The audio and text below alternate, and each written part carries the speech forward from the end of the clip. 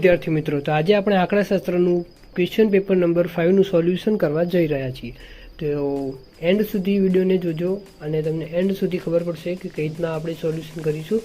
તો વિડીયો પસંદ આવે તો પ્લીઝ લાઇક કરજો અને ચેનલને સબસ્ક્રાઈબ કરી દેજો, જેથી તમને નવા વિડીયો હું તમને આપતો રહીશ અને સોલ્યુશન પણ તમને મળતા રહે.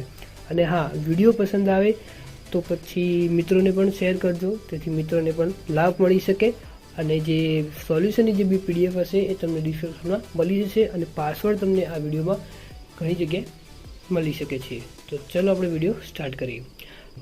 હવે આપણે જોઈશું વિભાગ A. એટલે એમાં પહેલો પ્રશ્ન, સૂચકાંકની રચનામાં કઈ સરેરાશને શ્રેષ્ઠ સરેરાશ ગણવામાં આવે છે? તો ગુણોત્તર મધ્યક. બીજો પ્રશ્ન, કયા સૂચકાંક લોકોના જીવન ધોરણનો ખ્યાલ આપે છે? તો જીવન નિર્વાહ ખર્ચનો સૂચકાંક. ત્રીજો પ્રશ્ન, નીચેના પૈકી R ની કઈ કિંમત શક્ય નથી? તો -1.07. ચોથો પ્રશ્ન, જો u x - a cy અને v y - b cy હોય તો નીચેના પૈકી કયું વિધાન સાચું છે? તો C. પાંચમો પ્રશ્ન, જો r xy 0.7 હોય તો r ની કિંમત કેટલી થાય? તો 0.7. છઠ્ઠો પ્રશ્ન, નિયત સંબંધ રેખા કયા બિંદુમાંથી હંમેશા પસાર થાય છે? તો x બાર અને y બાર. સાતમો પ્રશ્ન, y ની x ની નિયત સંબંધ રેખાના અનુમાનની ત્રુટીનું e શું થાય? તો y - y કેપ. આઠમો પ્રશ્ન, સામયિક શ્રેણીનો નિરપેક્ષ ચલ જણાવતો T. નવમો પ્રશ્ન, સામયિક શ્રેણીના કયા ઘટકનું અનુમાન મેળવવું અશક્ય ગણાય છે? તો યાદચ્છિક ઘટક. દસમો પ્રશ્ન, સંભાવનાની પ્રશિષ્ટ વ્યાખ્યા બીજા કયા નામે ઓળખાય છે? તો ગાણિતિક વ્યાખ્યા. 11મો પ્રશ્ન, ઘટના A યોગ A' હોય તો A અને A' કેવી ઘટનાઓ કહે છે? પૂરક ઘટનાઓ. 12મો પ્રશ્ન, એક અસતત સંભાવના વિતરણ માટે તેના મધ્યકની કિંમત 3 છે, તો જ્યારે તેનું વિતરણ 7 છે તો વિતરણ સિગ્મા x નો સ્ક્વેર શું થાય? તો 16. 13મો પ્રશ્ન, એક અસતત ચલ xના સંભાવના વિતરણમાં વિતરણનું વિચરણ શું થાય? તો 10.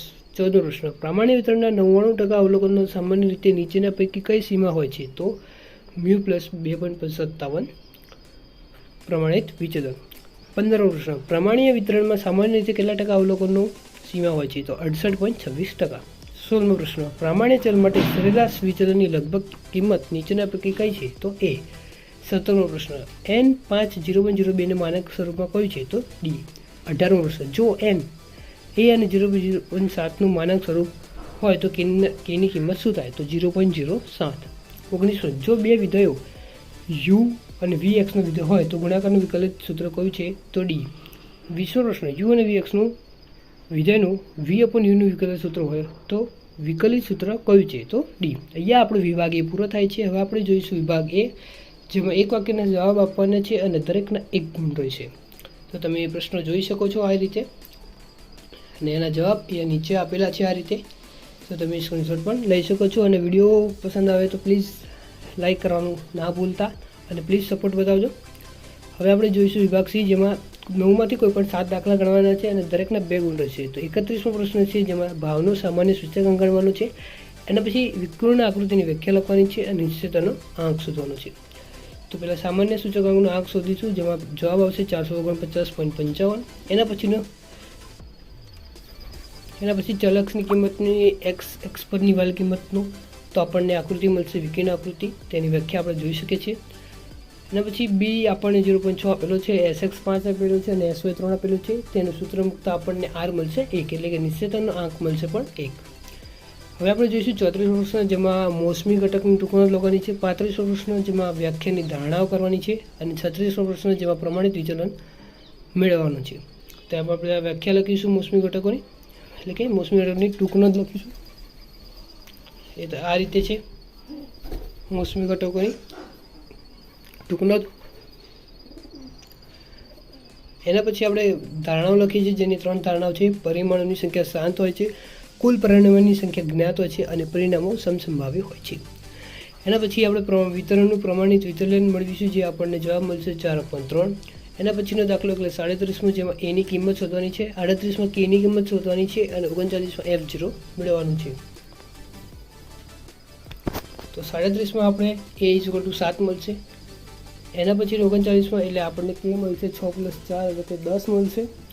અને એના પછીનો પ્રશ્ન એટલે f0 મૂકતા આપણને મળશે 6. હવે આપણે જોઈશું વિભાગ D, જેમાં 12માંથી કોઈ પણ 8 પ્રશ્નો લખવાના છે અને દરેકના 3 ગુણ રહેશે. જેમાં 40મો પ્રશ્ન છે, જેમાં જીવન નિર્વાહ ખર્ચની સંખ્યાની મર્યાદાઓ જણાવવાની છે. એના પછીનો બળતણના ભાવનું સૂચકાંક શોધવાનું છે. એના પછીનો છે જેને સ્પીયરમેનનો ક્રમાંક સહસંબંધક શોધવાનો છે અને 43માં જેમાં નિયત સંબંધની ઉપયોગિતા જોવાનું. તો પહેલાં આ મર્યાદાઓ જોઈ લઈશું. મર્યાદાઓનો તમે સ્ક્રીનશોટ લઈ શકો છો. એના પછી બળતણનો ભાવનો સૂચકાંકનું સૂત્ર મૂકતા આપણને મળશે 161.87. એના પછીનો સ્પીયરમેનનો ક્રમાંક સહસંબંધનું સૂત્ર મૂકતા આપણને જવાબ મળશે -0.5. એના પછી નિયત સંબંધની ઉપયોગિતા જે આ તમે સ્ક્રીનશોટ પણ લઈ શકો છો. એના પછીનો આપણો પ્રશ્ન જોઈશે 44માં, જેમાં નિયત સંબંધ રેખા મેળવવાની છે. 45માં અનિયમિત ઘટકની ટૂંકનોંધ લખવાની છે અને 46માં બંને પાસા પર એક સરખા અંક મળીની સંભાવના શોધવાની છે. તો 44માં આપણે નિયત સંબંધ રેખા શોધતા આપણને રેખા મળે છે 4 + 0.75x. એના પછી અનિયમિત ઘટકની જે વ્યાખ્યા કરવાની હતી એ આપણે પહેલાં જોઈ લઈશું, જેમાં તમે સ્ક્રીનશોટ લઈ શકો છો. એના પછી બે સમતોલ એક સાથે ઉછાળવામાં આવે તો એની ધારણાઓ મેળવવાની છે. તો પહેલાં એની સ્વનુકૂળ પરિણામો મળશે 15, બીની મળશે 6 અને A/B એ મળશે આપણને 3.36. એટલે સમસંભાવની નિયમ મુજબ શરતી સંભાવના નિયમ મુજબ આપણને જવાબ મળશે 1/5. એના પછીનો પ્રશ્ન છે 47માં, જેમાં સંભાવનાનો એક દાખલો છે. એ તમે ઉપરનો દાખલો એ રીતે ગણી શકો છો. એના પછી 48માં જે દાખલો છે જેમાં આકૃતિ સહિત બતાવવાના છે. 49માં ગુણધર્મો બતાવવાના છે. તો 48માં પહેલાં નિવારક ઘટનાઓ છે એ તમે આકૃતિ દોરી શકો છો. યોગ ઘટના પણ આ રીતને દોરી શકો છો. એના પછીના દ્વિપદી વિતરણના ગુણધર્મો છે, જેમાં પહેલું ગુણધર્મ છે દ્વિપદી વિતરણનો મધ્યક NP છે, જે N બર્નૌલી પ્રયત્નોમાં સફળતાની અપેક્ષિત સંખ્યા દર્શાવે છે. બીજો છે વિતરણનું વિચલન NPQ છે, તેથી વિચલન રૂટમાં NPQ છે. દ્વિપદી વિતરણમાં NP > NPQ હોય છે અને Q = નિષ્ફળતાની સંભાવના. આ આપણે દ્વિપદી વિતરણના ગુણધર્મો કહી શકાય છે. એના પછીનો પ્રશ્ન છે 50માં, જેમાં નિષ્ફળતા તાકવાની સફળતા મેળવવાની છે અને વિતરણનો મધ્યક શોધવાનો છે. અને 51માં લિમિટ એટલે કે કિંમત શોધવાની છે. નિષ્ફળતાની કરતાં વિતરણનો મધ્યક આપણને મળે છે 9.5 અને લિમિટની સામાન્ય અવયવ છે x - 2, એટલે એની રકમ મુકતા આપણને મળશે જવાબ 1. હવે આપણે જોઈશું વિભાગી, જેમાં ચારમાંથી કોઈ પણ 3 દાખલા ગણવાના છે અને દરેકને 4 ગુણ રહેશે. એમાં 52 પ્રશ્ન છે જેમાં સંભાવના ઘટકનું વિધેય શોધવાનું છે. 53 પ્રશ્ન છે જેમાં અંતિમ ચતુર્થકો, ચતુર્થક વિચલનની લગભગ કિંમત અને સરેરાશ વિચલનની લગભગ કિંમત શોધવાની છે. અને 54માં લિમિટ શોધવાની છે fx+7ની ઉપર મૂકતા અને 55માં એનું ઉકેલનું ઉત્પાદન કરવાનું જોઈએ છે, એ આપણે શોધવાનું છે. તો પહેલાં આપણે લિમિટ શોધીશું, જેનું પહેલાં મ્યુ અને વિચલન મળી જશે 6 અને મૂકતા આપણે p = Q/3 104.0.5 મળે છે. એટલે અંતિમ ચતુર્થકો આપણે શોધીશું. એના અંતિમ ચતુર્થકોની સંખ્યા શું મળશે? પહેલા ચતુર્થકની 193.25 અને બીજા ચતુર્થકની 204 અને સરેરાશ વિચલનની લગભગ કિંમત મળશે 8 અને ચતુર્થક વિચલનની 6.67. એના પછીનો જે દાખલો છે જેમાં x+7, તો xની કિંમતની જગ્યાએ 2 મૂકીશું એટલે √9 આવશે. એટલે આપણે લિમિટ મળી જશે એની 1/6. એના પછી નફાનું વિધેય શોધવાનું છે. તો એના મહત્તમ નફા માટે આપણે મળશે જવાબ 250. એટલે એનું સ્ક્વેર કરીશું એટલે આપણને મળશે -0.02 <= 0. એટલે આપણને મહત્તમ નફો મળ્યો 250 એકમોનું ઉત્પાદન. હવે આપણે જોઈશું વિભાગ F, એટલે કે દરેક પ્રશ્નના 5 ગુણ રહેશે. બરાબર.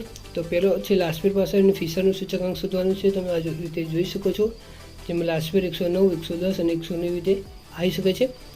એના પછીનો 57નો દાખલો, જેમાં સહસંબંધક શોધવાનો છે, જેમાં નોર્મલ જે સૂત્રો હોય છે સહસંબંધકનું σx - x બાર અને y - y બાર ઉપરના રૂટમાં x - x - અને y - y બારનું સૂત્રનું યુઝ કરીને આપણે r મળશે 0.81. એના પછીનો 59નો પ્રશ્ન છે, જેમાં સુરેખ વલણનું આનું કરવાનું છે, જેમાં σt અને σy મળતા આપણને ty અને tનો સ્ક્વેર મળશે. જેથી એ સૂત્રને મૂકીને આપણને b મળશે જે -0.39 અને a મળશે 22.55. એટલે 2016નું મળશે ઉત્પાદન 19.43 અને 2017નું મળશે 19.04. 61નો પ્રશ્ન, જેમાં ચલિત સરેરાશ શોધવાની છે.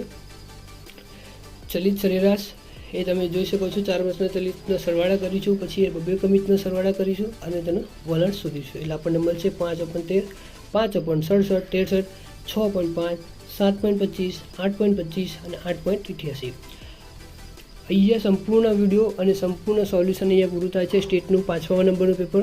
તો જો વિડીયો પસંદ આવ્યો હોય તો પ્લીઝ લાઈક કરજો અને ચેનલને સબસ્ક્રાઈબ કરજો. તો મળીએ બીજા વિડીયોમાં.